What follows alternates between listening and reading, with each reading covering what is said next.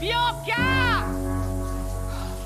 Oui, madame? Je meurs de faim. J'étais sous la douche. Eh bien, je ne sais pas quoi vous dire. En attendant, j'ai eu faim. Et réchauffer cette soupe dans une casserole, pas au micro-ondes. Ça lui donne un drôle de goût. Branca apportait une soupe chaude à l'homme. L'homme se plaignait toujours sans arrêt. Soudain, un bruit venant de l'extérieur attira son regard. La nouvelle gouvernante avait engagé un jardinier. Branca, qui n'avait jamais eu d'amour, se sentit immédiatement attiré par ce jeune homme inconnu. Plus tard, Branca apprit que Diabolo, jeune, avait été punk et avait passé du temps en prison pour braquage. Ces expériences ne l'irent pas décourager. Au contraire, cela l'attira encore plus vers cet homme. L'homme interrompit soudainement la conversation, exigeant qu'ils retournent à leur tâche. Avant de partir, Diabolo caressa doucement le menton de Branca. L'atmosphère entre eux devint immédiatement ambiguë et tendue. Alors que Branca pensait enfin pouvoir avoir une romance, Diabolo disparut soudainement. La vieille dame l'avait renvoyé. Elle ne voulait pas que Branca s'intéresse à d'autres. Si vous vous accoquinez avec une personne comme celle-là, vous le regretterez très vite, je vous le garantis.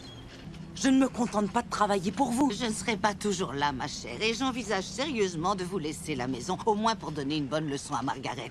Alors continuez à bien mener votre barque et vous accéderez à un bel ami.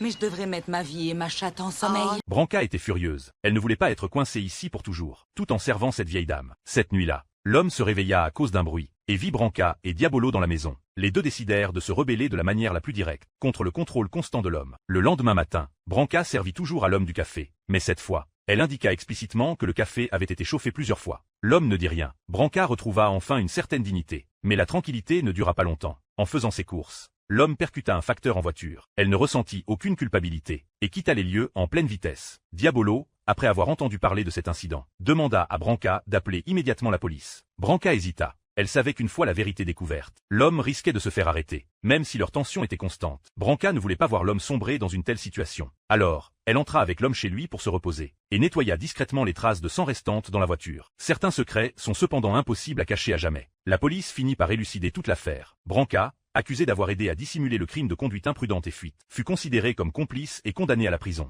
Je suis vraiment désolée, bébé. C'est que lo jodí por culpa de la vieja de mierda. Baby, te quiero mucho. Il nous reste toute la vie pour être ensemble.